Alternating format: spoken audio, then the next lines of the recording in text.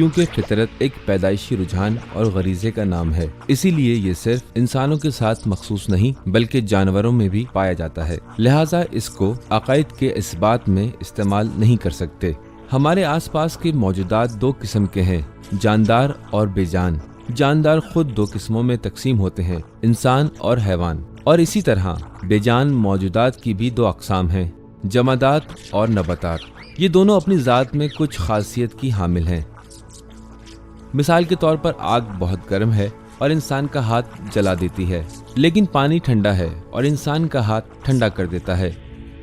یا پودینے کی ذات گرم اور ہری لوبیا کی ذات ٹھنڈی ہوتی ہے۔ حیوانات کے بھی کچھ پیدائشی رجحانات ہوتے ہیں جو کسی نے ان کو سکھائے نہیں ہوتے۔ مثال کے طور پر بطخ کے چوزے پیدائش کے فوراً بعد ہی اپنی ماں کے پیچھے پیچھے چلنے لگتے ہیں اور پانی میں تیرتے ہیں۔ یا تتلیاں کسی کے بتائے بغیر رنگ رنگ پھولوں کی سمت پرواز کرتی ہیں۔ دوسرے جانداروں کے ساتھ ایسی خاصیتوں میں انسان بھی شریک ہیں، اور دوسرے جانداروں کی طرح اس کی بھی کچھ پیدائشی خصوصیات ہیں جنہیں کوئی اسے نہیں سکھاتا۔ مثلاً جب اسے بھوک لگتی ہے کھانے لگتا ہے، جب پیاس لگتی ہے تو پانی پیتا ہے، جب تھک جاتا ہے تو آرام کرتا ہے۔ لیکن اگر انسان کے بھی حیوانات کی طرح صرف غرائز اور پیدائشی رجحانات ہوتے اور اپنے سارے کام غریزے کے مطابق کرتا تو اس میں اور حیوان میں کیا فرق بچتا؟ تو اب جو ہم انسان اور حیوان میں اتنے بنیادی اختلافات کے قائل ہیں، اس سے پتہ چلتا ہے کہ غریزے کے علاوہ انسان کی ضمیر میں کچھ اور بھی ہے جو دوسرے امور میں انسان کی رہنمائی کرتا ہے، اور وہ ہے فطرت۔ فطرت وہ چیز ہے جس نے انسان کو دوسری مخلوقات سے علیحدہ کر دیا ہے۔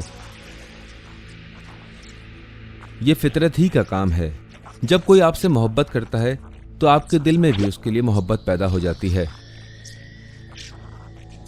تو خیال رکھیں، فطرت اور غریزے میں بہت فرق ہے۔